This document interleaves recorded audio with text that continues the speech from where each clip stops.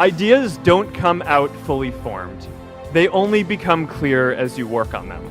You just have to get started. I want to share what I've learned about our generation and the world we're all building together. I'm here to tell you that finding your purpose isn't enough. Purpose is that feeling that you are a part of something bigger than yourself, that you are needed, and that you have something better ahead to work for. Purpose is what creates true happiness. You know, that movie made it seem like Face Smash was so important to starting Facebook. It wasn't.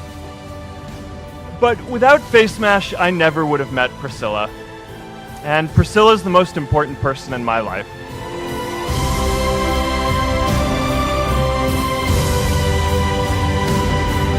And a lot of people are feeling disconnected and depressed and are trying to fill a void in their lives.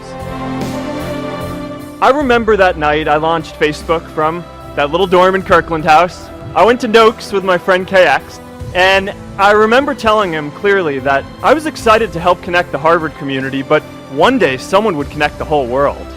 The thing is, it never even occurred to me that that someone might be us. There were all these great big technology companies with all these resources, and I just assumed one of them would do it. But this idea was so clear to us that all people want to connect. So we just kept working on it, day after day after day.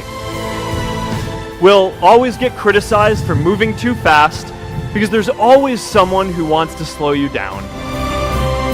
Some big companies wanted to buy us. I didn't want to sell. I wanted to see if we could connect more people.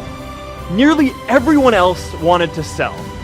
Without a sense of higher purpose, this was their startup dream come true, and it tore our company apart. After one particularly tense argument, one of my close advisors told me if I didn't agree to sell the company right now, I would regret that decision for the rest of my life. Relationships were so frayed that within a year or so, every single person on our management team was gone. That was my hardest time leading Facebook. I believed in what we were doing, but I felt alone. And worse, it was my fault. I wondered if I was just wrong, an imposter, a 22-year-old kid who had no idea how things actually worked. Now, years later, I understand that that is how things work when there's no sense of higher purpose. So it's up to all of us to create it so we can all keep moving forward together. J.K. Rowling got rejected 12 times before she finally wrote and published Harry Potter. Even Beyoncé had to make hundreds of songs to get Halo. The greatest successes come from having the freedom to fail. Facebook wasn't the first thing I built.